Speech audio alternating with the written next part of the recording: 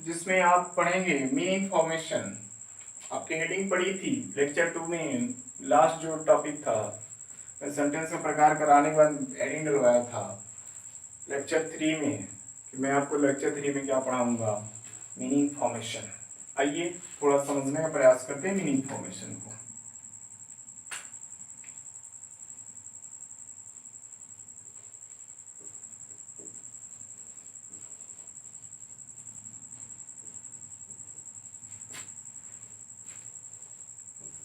इसी को spelling rule भी कहा जाता है, इसको स्पेलिंग रूल्स भी कहते हैं।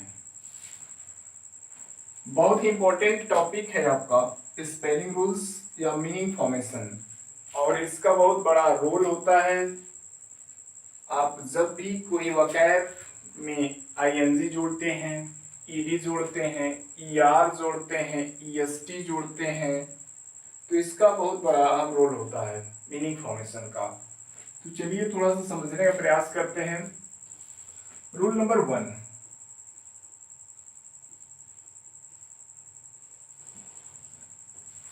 रूल नंबर 1 क्या कहता है, थोड़ा सा समझने का प्रयास करें। जैसे कुछ मैं एग्जांपल बेस पे आपको समझाने का प्रयास करता हूं।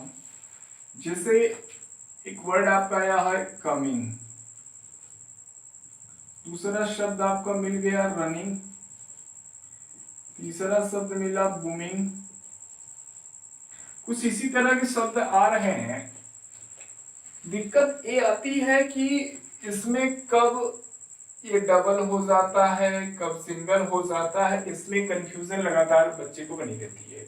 इसी कंफ्यूजन को आज हम लोग पूरा डिटेल करेंगे, समझने का प्रयास करेंगे, और आज पूरी तरह से कंफ्यूजन दूर हो जाएगी मीनिंग फॉर्मेशन। आप अगर लास्ट तक अगर मेरी वीडियो को देख लेते हैं तो ये आप आज कंप्लीटली क्या करेंगे, क्योर हो जाएंगे। किस चीज से? मीनिंग फॉर्मेशन से। आइए रूल नंबर 1 की चर्चा करते हैं। पहला जो चर्चा करेंगे, हम करेंगे वन सिलेबल वर्ड की चर्चा। वन सिलेबल वर्ड से रिलेटेड जो मीनिंग फॉर्मेशन होंगे उसकी मैं चर्चा करूंगा। यहाँ पर आपको एक कंफ्यूजन वाली चीजें आ गई, सिलेबल क्या होता है, थोड़ा सा समझ लेते हैं। सिलेबल क्या है, सिलेबल किसे कहते हैं, इसको देखेंगे। सिलेबल क्या होता है, किसी शब्द का वह भाग जिसे एक बार में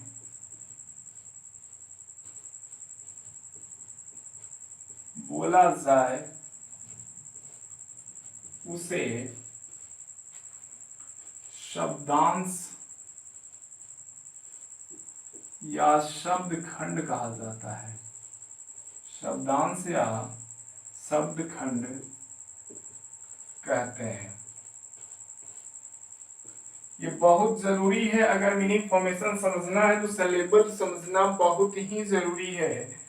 तो आपको ये बात समझ में आ गई कि किसी भी शब्द का वह भाग जिसे एक बार में बोला जाए उसे हम लोग क्या कहते हैं, शब्दांश या शब्द खंड कहते हैं। एग्जाम्पल के तौर पे समझने का प्रयास करें। जैसे आपका एक शब्द आया हुआ है सिट, ये क्या है, सिट।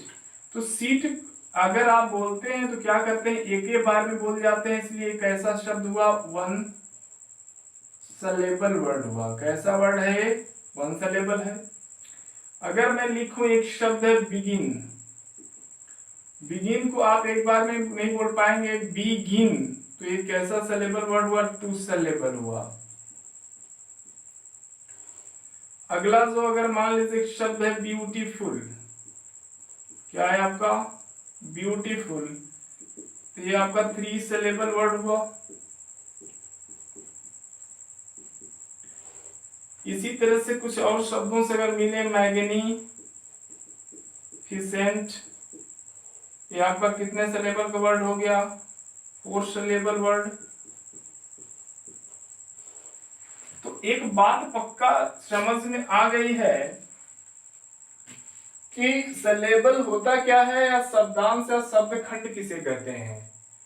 तो इसमें क्या हो रहा है, आप जितने बार आप क्या करेंगे, जिसे एक बार में बोला जाए, एक बार यहाँ, दूसरा यहाँ, फुल यहाँ, 1 सिलेबल, 2 सिलेबल, 3 सिलेबल, मैग 1, मैग, नींदो, फी से तो इस तरह से आप क्या करते हैं, जिस कह सकते हैं कि किसी भी शब्द का कितना खंड बन सकता है, उसी को हम लोग क्या कहते हैं, सिलेबल कहते हैं। सिलेबल की परिभाषा क्लियर हुई।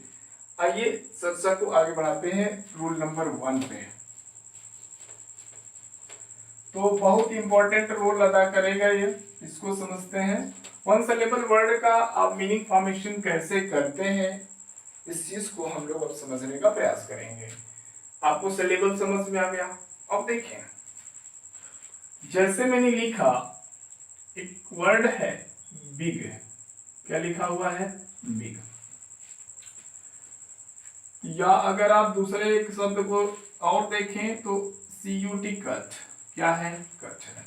अब देखें यहां से एक शब्द है, इसके अंत में क्या आया हुआ है, कॉन्सोनेंट है, क्या है, कॉन्सोनेंट है। और कैसा कॉन्सोनेंट है, सिंगल है। कैसा कॉन्सोनेंट, सिंगल है। इसके पहले क्या आया हुआ है, सिंगल वावेल है। कैसा वावेल है, सिंगल वावेल है।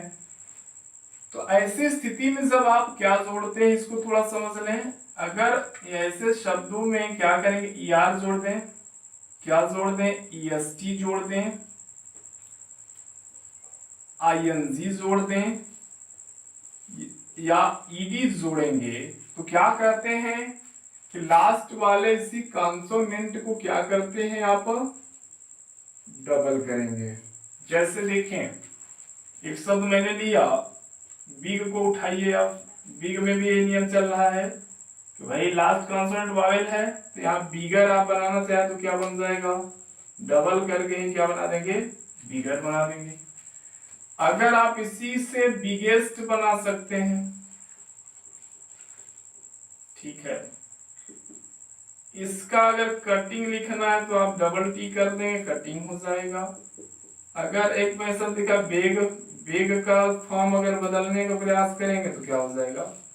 तो रूल नंबर 1 में क्या हुआ, जब किसी शब्द के अंत में क्या आ रहा हो, सिंगल कॉन्सोनेंट हो, फिर सिंगल वावेल हो, तो ING और ED या यार EST जोड़ते समय क्या करते हैं, लास्ट वाले जो सिंगल कॉन्सोनेंट है उसको क्या कर देंगे, आप डबल कर देते हैं। ये चीजें क्लियर हो रही हैं। आइए चर्चा को थोड़ा सा और आगे लेकर चलते हैं, आपको ये चीजें समझ में आ गई होंगी। अब सिंगल सिलेबल के लिए ही कुछ और कंसेप्ट समझने का प्रयास करें। जैसे आपका एक शब्द है बी बूम, बूम का मतलब होता है बढ़ोतरी। बी वो मतलब क्या होता है, बढ़ोतरी। यहां पर मामला जो थोड़ा सा करवट लिया, यहां पर क्या है, सिंगल कॉन्सोनेंट तो है, क्या है, सिंगल कॉन्सोनेंट आपका ये तो है, लेकिन दिक्कत यह है यहाँ कैसा वावेल आ गया, डबल वावेल आया हुआ है। तो ऐसी स्थिति में अगर आप ये सब को जोड़ने का प्रयास करेंगे तो ध्यान रखिए कि लास्ट वाला कॉन्सोनेंट कैसे रह जाएगा, सिंगल रह। जैसे बूमिंग आपको लिखना है तो अगर ING जोड़ते हैं तो क्या बनेगा, बूमिंग ही बनेगा। फियर जैसे एक शब्द आया, फियर का अगर फियरिंग लिखना है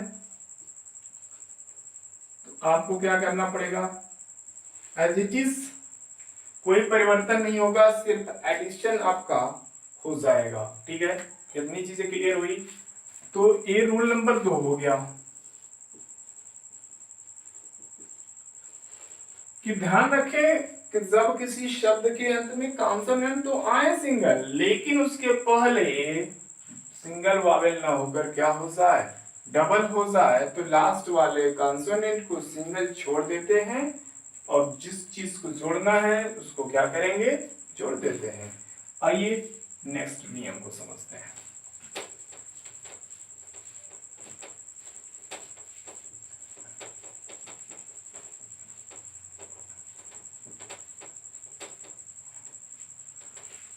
रूल नंबर थर्ड बहुत इंपॉर्टेंट है, इसको समझिएगा। जैसे एक वर्ड आया हुआ है COME, कम, क्या आ गया? कम। अब यहाँ पर तो कहानी थोड़ी सी बदल गई है।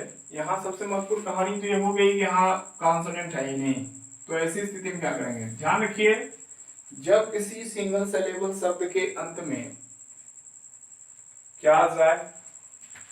ई आए, क्या है? ई आए, तो उसमें अगर आपको आईएनजी जोड़ना हो, क्या जोड़ना है? आईएनजी। तो इसको समझने का प्रयास करें। अगर लास्ट में क्या आ रहा हो? ई आ रहा हो, और जो सफिक्स जोड़ना है उसकी शुरुआत अगर वावेल से हो, किससे हो? वावेल से हो। आई है ना, वावेल से हो, तो ऐसी स्थिति में ई को हटा देते हैं। ऐसी स्थिति में ई को हटाकर जोड़ देते हैं। जैसे मैं समझाता हूं, मैंने क्या कहा? जब किसी शब्द के अंत में ई आए और अगला जो जुड़ने वाला है सफिक्स है, क्या है? सफिक्स आए और उसकी शुरुआत कैसे हो? वावेल से हो, तो ऐसी स्थिति में ई को हटाते हैं। तो यहाँ पर क्या हो गया? कमिंग हो गया। उसी तरह से अगर और कुछ एग्जांपल देखिए, लाइव,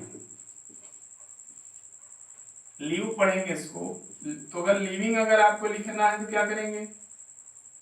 तो इसमें भी आप क्या करेंगे? इसको हटाएंगे, क्योंकि ये आई से शुरू है, वो आई क्या है आपका? वावेल है, तो ये हो जाएगा आपका लिविंग। और समझने का प्रयास करें, जैसे एक शब्द है ड्राइव, अगर आप इसमें ईआर जोड़ना चाहते हैं, ईआर भी, ई भी तो क्या है? वावेल है, तो इस ई को क्या करेंगे? आप हटाएंगे, तो क्या हो जाता है? ड्राइवर हो जाता है। ठीक है, तो कंसेप्ट ये कह रहा है रूल नंबर 3 का, इसको आप ए कर लें, 3 का ए। 3 का ए में क्या हुआ कि अगर लास्ट में ई आए और अगला जो जुड़ने वाला सफिक्स हो वावेल से शुरू हो, तो ऐसी स्थिति में आप क्या करते हैं? इस वाले ई को हटाते हैं, फिर आप जोड़ देते हैं। लेकिन अब थोड़ा सा इसका जस्ट उल्टा हो जाता है, थोड़ा समझते हैं। जैसे मान लीजिए एक शब्द है आपका केयर, अगर केयर में अगर आप क्या जोड़ रहे हैं? आईएनजी जोड़ना है, तो क्या कर देंगे? केयरिंग कर देंगे। ये समझ में आ रहा है। लेकिन अगर मैं कहूं कि केयर प्लस फूल जोड़ना हो, केयर प्लस फूल जोड़ना हो, तो ऐसी स्थिति में क्या दिक्कत आती है? इसको समझते हैं, इसको समझें। केयर में फूल जोड़ना है, तो देखिए ई तो आया हुआ है, लेकिन वहां पर जैसे इसमें जोड़ना था आईएनजी, तो ये आई से शुरू हो रहा वावेल है, लेकिन ये किससे शुरू हुआ? ये आपका कॉन्सोनेंट है। क्या है? कॉन्सोनेंट है। तो ऐसी स्थिति में क्या करते हैं? ये कॉन्सोनेंट हो तो ई को नहीं हटाते हैं, क्या करते हैं? केयर फुल कर देते हैं। और एग्जांपल समझ लें, ये आपका 3 का बी कंसेप्ट है। अगर और चीजों को समझें, जैसे एक शब्द होता है होप, अगर होप में अगर आईएनजी आप जोड़ेंगे तो ई हटेगा, क्यों? क्योंकि ये आई है, तो ये क्या हो जाता है? होपिंग। लेकिन ध्यान रखें, अगर होप में ही आप क्या करें? फूल जोड़ें, तो ऐसी स्थिति में क्या हो जाएगा? हटेगा नहीं, आप क्या कर देंगे? होपफुल। क्यों? क्योंकि ये आपका कॉन्सोनेंट है, ये आपका वावेल है। तो कहने का तात्पर्य क्या हुआ कि जब किसी शब्द के अंत में ई आ जाए, अगर अगला जुड़ने वाला सफिक्स अगर वावेल से शुरू हो रहा है तो ये हटाते हैं, लेकिन कॉन्सोनेंट से शुरू हो तो आप उसको नहीं हटाएंगे। तो रूल नंबर 3 हो गया आपका।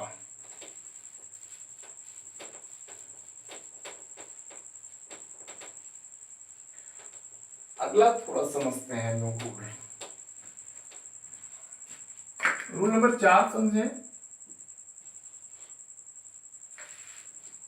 रूल नंबर 4 क्या कहता है, इसको देखेंगे। एक शब्द आप इस्तेमाल करते हैं स्किल, ठीक है। तो एक रूल है, कहता है कि जब किसी शब्द के अंत में डबल एल आए, क्या है? डबल एल, और उसमें क्या जोड़ना है, फूल जोड़ना हो, तो ऐसी स्थिति में आए हुए शब्द का एक यल क्या कर देते हैं, हटा देते हैं। इसका मतलब क्या हुआ, स्किलफुल हो जाएगा।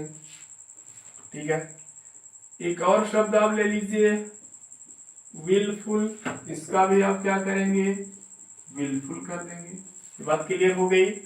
तो जब किसी शब्द के अंत में डबल एल आए तो क्या करेंगे आप, या फ्यूल अगर आप सफिक्स करते हैं तो ऐसी स्थिति में आप क्या करते हैं, पहले वाले शब्द का सिंगल एल कर देते हैं। क्लियर हो गया। रूल नंबर 4 ये हो गया आपका। रूल नंबर 5 को समझते हैं।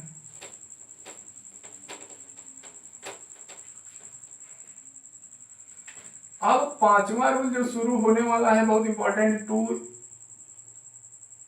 Are more than 2 syllable।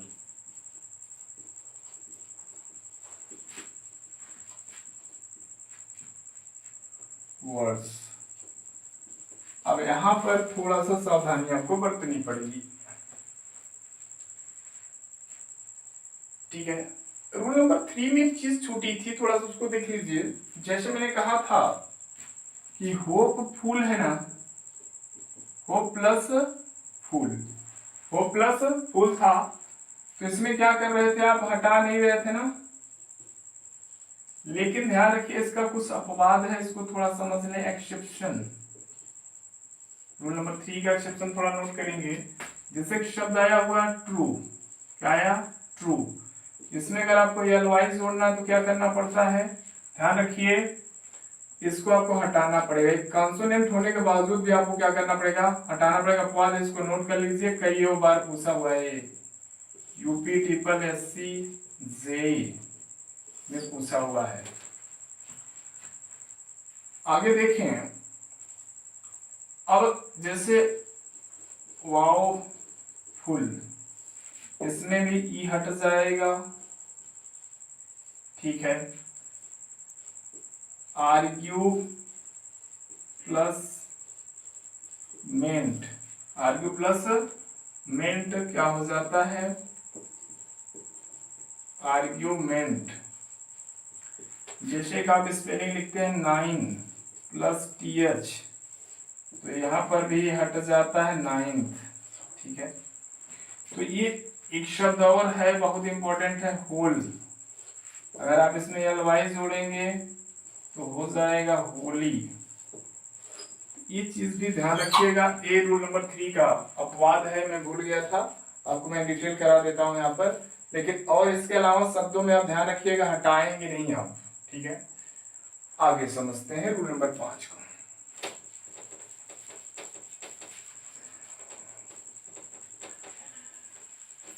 Rule number 5 में जो महत्वपूर्ण चीजें होंगी, जैसे मैंने कहा एक शब्द आपने लिया, इसको ए डाल दीजिएगा। एक वर्ड है सफर, क्या है, सफर। क्या लिखा हुआ है, सफर। ये आपका एक वर्ड है, सॉरी लेटर है नहीं, और लेटर के साथ क्या है, कॉन्सोनेंट है। क्या है, थोड़ा ध्यान से समझिएगा, रूल थोड़ा सा खतरनाक है, समझ में आ जाएगा। कॉन्सोनेंट है, उसके पहले वावेल को मत अब पकड़िए, इसको पकड़िए। अब कैसा वावेल है, double Wavell, sorry double consonant. कैसा कॉन्सोनेंट है, डबल कॉन्सोनेंट है।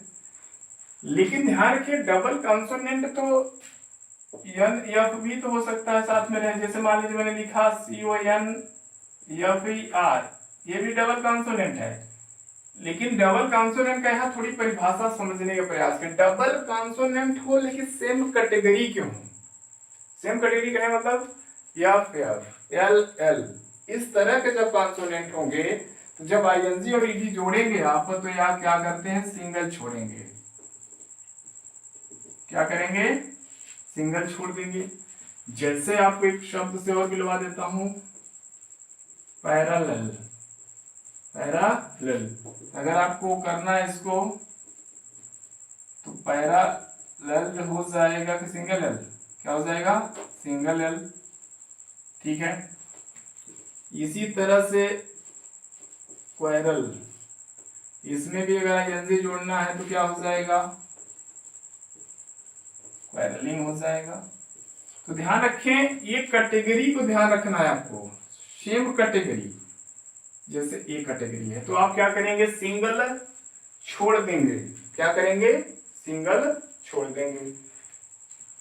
अब देखिए आगे, और इसके अलावा अगर जब शब्द आएंगे तो आप क्या करेंगे, बी को समझिए, डबल कर देंगे। जैसे आप एक शब्द इस्तेमाल कर लीजिए, कन्फर, इसका मतलब होता है प्रदान करना। क्या होता है, प्रदान करना है, किसी को कोई चीज देना। एक शब्द और ऐसे सिनोनिम नोट कर लीजिए, बेस्टाउ। एक शब्द और इस्तेमाल होता है, इम्पार्ट। टू इस्तेमाल प्रीपोजिशन होता है इसके साथ, एजुकेशन के लिए खास तौर से इस्तेमाल करेंगे।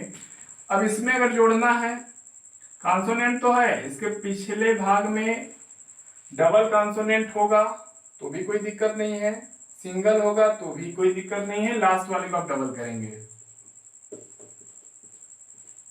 कन्फरिंग। ठीक है। जैसे एक और शब्द है रेफर, रेफर में क्या हुआ, सिंगल है तो भी क्या हो जाएगा, डबल हो जाएगा। वर्शिप,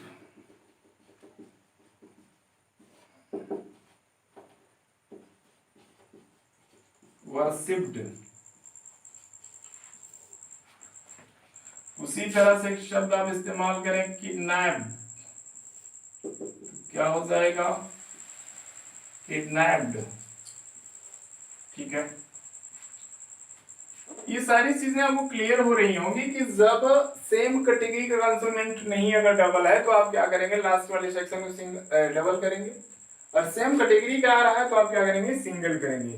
अपवाद कुछ हैं, उसको थोड़ा सा मैं समझा देता हूं। जैसे एक शब्द आता है अकर, अकर को अगर आप जोड़ना है तो आपको ईडी करना पड़ता है। एक शब्द और आता है बेनिफिट, बेनिफिटेड करेंगे तो कुछ एक्सेप्शन है, इसको नोट कर लीजिएगा। इसके स्पेलिंग, ये रूल को फॉलो नहीं करते। इसमें देखिए डबल सी आया हुआ है यहाँ कॉन्सोनेंट के पहले, फिर भी क्या हुआ, डबल हुआ है। और अपवाद थोड़ा देख लें, एक शब्द होता है आर्डर, आर्डर में आईएनजी होता है, ये भी ध्यान रखिए। एक शब्द और आपका है एंटरिंग, इसमें भी ध्यान रखिएगा। एक वर्ड ओपनिंग होता है, इसमें भी सिंगल एन होता है। ठीक है, इस चीज को ध्यान रखें, अपवाद है, लेकिन और सारे वो शब्द आपके इसी रूल पे काम कर जाते हैं कि अगर जब किसी शब्द के अंत में कॉन्सोनेंट आए, उसके पहले डबल वावेल हो लेकिन सेम कैटेगरी की, सॉरी डबल कॉन्सोनेंट हो, सेम कैटेगरी के हो, तो लास्ट वाले कॉन्सोनेंट को सिंगल छोड़ते हैं, जैसे सफर। लेकिन अगर डबल कॉन्सोनेंट हो या सिंगल कॉन्सोनेंट हो, एक कैटेगरी के नहीं है, तो आप क्या करेंगे, लास्ट वाले को डबल करेंगे, कुछ अपवादों को छोड़कर। आइए थोड़ा सा और आगे बढ़े।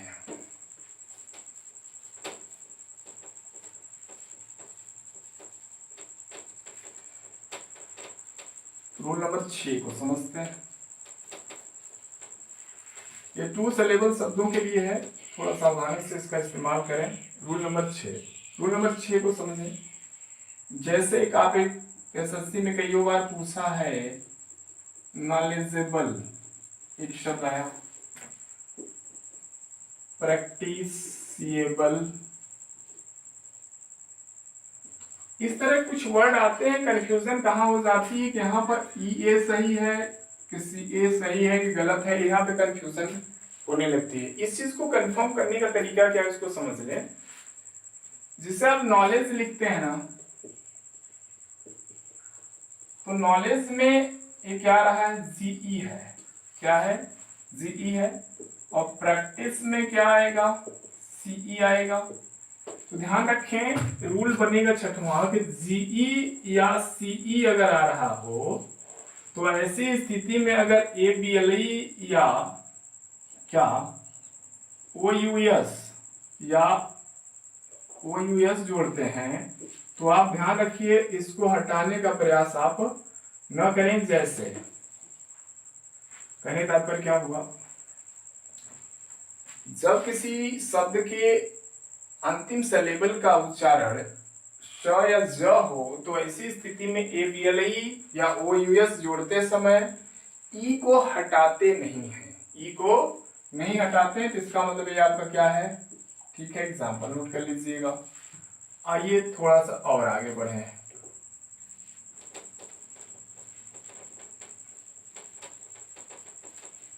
कंफ्यूजन और होती है कहाँ, उसको समझा देता हूं।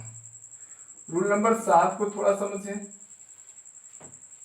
जैसे DIE डाई, अगर इसमें ING जोड़ना हो, क्या जोड़ना हो, ING जोड़ना हो तो क्या पैटर्न चलता है, इसको समझाते हैं। तो ध्यान रखें, जब किसी शब्द में IE अगर आ रहा हो तो उसको ING जोड़ना है तो इसको चेंज कर देते हैं Y में, फिर जोड़ देते हैं। तो DY प्लस ING क्या हो जाएगा, डाइन। इसी तरह से टाई, टाई में क्या करें आप, टाइंग। इसी तरह से आप करते हैं लाई, क्या हो जाएगा, लाइन। ये चीजें क्लियर हो गई। तो डाई में IE है इसलिए क्या हुआ, लाई में भी है टाई में भी है, उसको चेंज कर दिया हमने। आइए कंसेप्ट नेक्स्ट को समझते हैं। छोटे छोटे कंसेप्ट हैं और अगला जो कंसेप्ट है बहुत ही इंपॉर्टेंट कंसेप्ट है। वो कंसेप्ट क्या है इसको थोड़ा समझ लें।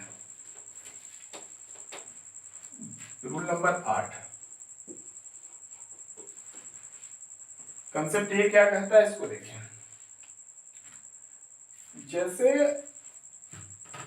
ये शब्द है, क्या है, सी, क्या लिखा हमने, सी लिखा। तो ध्यान रखिए जब डबल ई आए और आपको क्या जोड़ना है, ING जोड़ना हो, तो ध्यान रखें कि किसी भी ई को हटाने का प्रयास न करें, क्या करें, जोड़ दें। इसी तरह से क्या हो जाएगा, C प्लस ING बराबर क्या हुआ, सीइंग। एग्री तो क्या हो जाएगा, एग्रीइंग। इस चीज को आपको क्या करना पड़ेगा, ध्यान रखना पड़ेगा। बहुत ही इंपॉर्टेंट सेगमेंट है। यहाँ पर आप एक ई को हटा नहीं सकते हैं। डबल ई हो तो क्या करेंगे, ING जरूर जोड़ेंगे, इस चीज को ध्यान रखेंगे। यहाँ तक की बातें क्लियर हो रही हैं।